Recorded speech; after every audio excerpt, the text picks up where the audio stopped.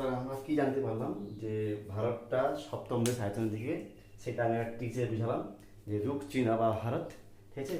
তাহলে এশিয়ার মধ্যে কত নাম্বার? এশিয়ার মধ্যে হচ্ছে 3 নাম্বার, ঠিক আছে। এইবার দেখো আমাদের ভারতের ঠিক মাঝখান দিয়ে রেখা গেছে, যে দাক্ষিণা রেখা, সে ভারতকে পূর্ব গোলার্ধ আর পশ্চিম গোলার্ধে ভাগ করেছে, ঠিক আছে। আর এটা কি ছিল আমাদের? এটা ছিল আমাদের কর্কট রেখা। এটা ছিল আমাদের কর্কট ক্রান্তি রেখা। এই ভারতকে উত্তর গোলার্ধে আর দক্ষিণ ভাগ করেছে। তো এখান থেকে কোশ্চেন হয় যে দক্ষিণ গোলার্ধটা উত্তর দিকে ছোট, অর্থাৎ উত্তর গোলার্ধটা বা উত্তর দিকটা আমাদের দক্ষিণ গোলার্ধের তুলনায় 2 গুণ বেশি, ঠিক আছে। আর এটা দেখো কি করছে, পূর্ব দিকে আর পশ্চিম ভাগ করেছে। তো এর নাম হচ্ছে কি আইএসটি, আমাদের আইএসটি, ইন্ডিয়ান স্ট্যান্ডার্ড টাইম, যার মানটা আছে 82°30' পূর্ব, ঠিক আছে। কোনো কারণে আমার একটু অসুবিধা হয়েছিল, তার জন্যই লেখাগুলো ছিল। মানে ভিডিওটা করে সেভ হয়নি, সেভ করতে ভুলে গেছিলাম, তো আবার করতে হচ্ছে। আমি লিখে গেছি, হ্যাঁ আমি লিখে গেছি, আর দিয়ে মানে চালু করতে ভুলে গেছিলাম। তো 82-30' পূর্ব, এটা ভারতের প্রমাণ সময়ের মানটা, ঠিক আছে। তাহলে পৃথিবীর প্রমাণ সময়ের মান কত? পৃথিবীর প্রমাণ সময় মান কত? পৃথিবীর প্রমাণ সময়ের মান হচ্ছে যে 0°। এটা পৃথিবীর প্রমাণ সময়, যেটা গেছে হচ্ছে লন্ডনের গিনিস শহরের মানমন্দিরের উপর দিয়ে। তাহলে এটা আর আমাদেরটা গেছে কোথায়? আমাদেরটা গেছে 5টা রাজ্যের উপর দিয়ে। কি কি? প্রথমে ইউপি, উপর থেকে নেক্সট। এটাও কিন্তু কোশ্চিন আছে কিন্তু সাজানোর জন্য, যে উত্তর থেকে দক্ষিণে সাজাও বা দক্ষিণ থেকে উত্তরে সাজাও পরপর, কিন্তু আসবে কোশ্চিন থাকতে পারে। ইউপি, মধ্যপ্রদেশ, ছত্তিশগড়, হ্যাঁ ছত্তিশগড়, তারপর হচ্ছে উড়িষ্যা আর অন্ধ্রপ্রদেশ, এই 5টা রাজ্যের উপর দিয়ে গেছে। তার মধ্যে বলা হয় যে ইউপির 3টা শহরের উপর দিয়েছে, এলাহাবাদ,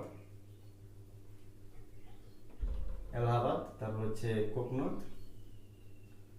আর হচ্ছে সোনহাট, হ্যাঁ এই কয়টার উপর দিয়ে গেছে, ঠিক আছে, সোনহাট।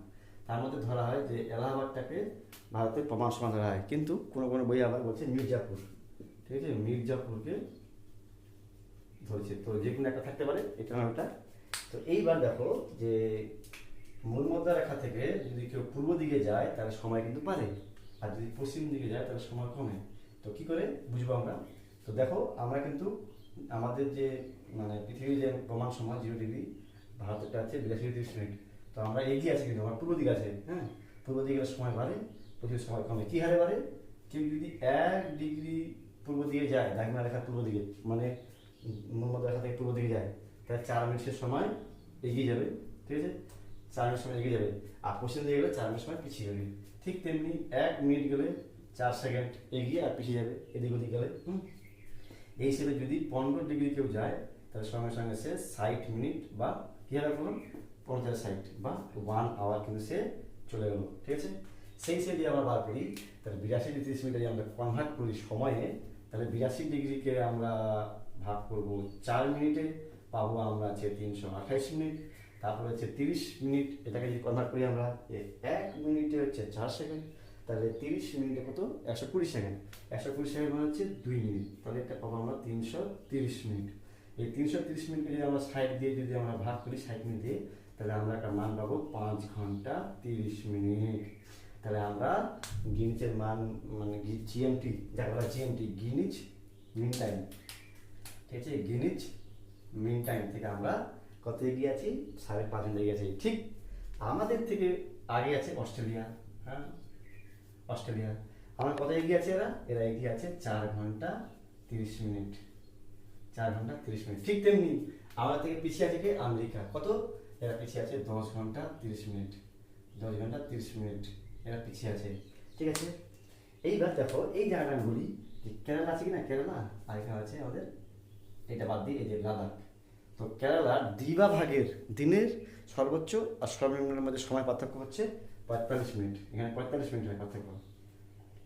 এই পার্থক্যটাই আবার যদি লাদাখে যাই, আবার দেখি আবার যে লাদাখের দিবাভাগের দীর্ঘতম আর ক্ষুদ্রতম দিনের মধ্যে যে পার্থক্যটা, সেটা ওখানে 4 ঘন্টা। তাহলে নিশ্চয়ই কারণটা বুঝতে পারছো। এইবার কোশ্চেন হবে যে কি, যে তাহলে আমাদের ভারতের উত্তর দিক, পূর্ব দিক, আর পূর্ব দিকের মানটা হচ্ছে 97°24'47" ইস্ট, ঠিক আছে। তাহলে এটা যদি হয়, তাহলে আমাদের পূর্ব পশ্চিম দিকে কত আছে? 68°7'53".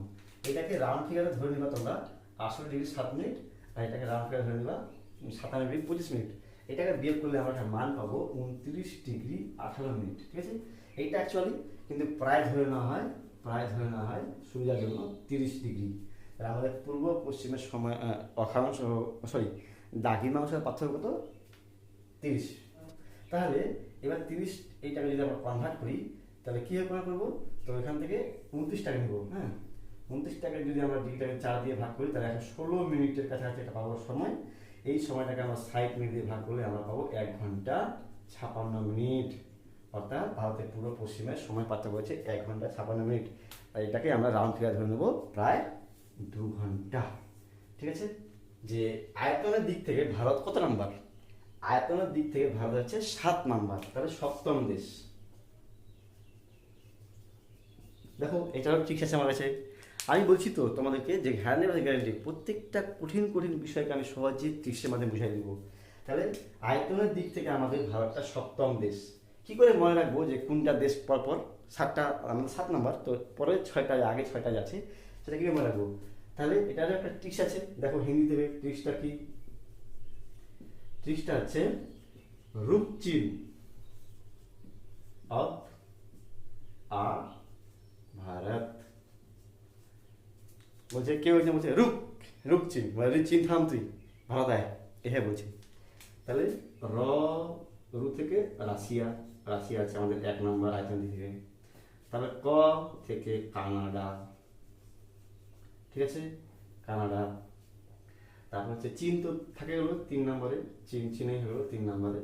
এবার অ থেকে আমরা মনে করবো আমেরিকা।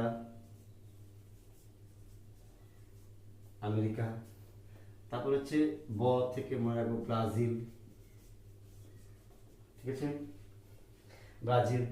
এইবার আ থেকে মনে রাখবো অস্ট্রেলিয়া। আর ভারত তো আছেই। তাহলে 7 নাম্বার হয়ে গেছে।